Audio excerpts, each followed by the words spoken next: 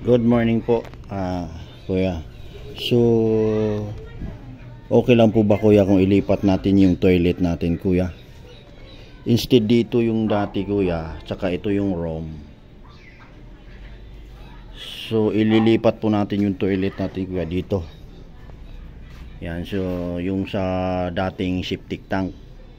Kasi ang plano po natin, dito yung toilet, ito yung lababo. So ang mangyayari ngayon, kuya, para maaliwalas siya tingnan, ililipat natin yung CR dito.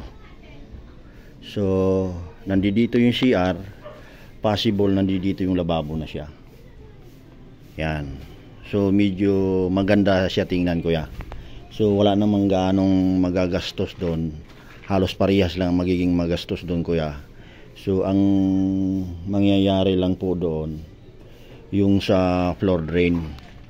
Although madali lang naman siyang baguhin yung floor drain natin kasi nandito lang yung pagbubutasan natin, kuya. Ayan. Alright, kuya. So yan po yung ano natin.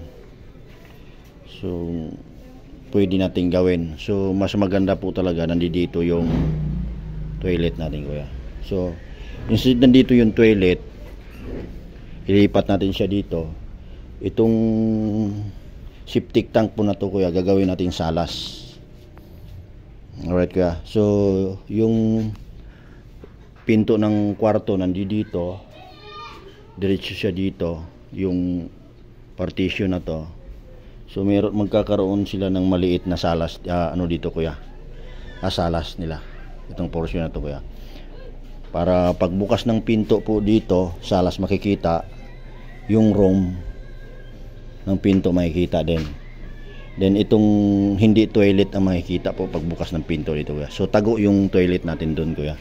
So yun ang pwede natin gawin dito, kuya. Sa aking palagay, mas maganda yung idea na yun, kuya.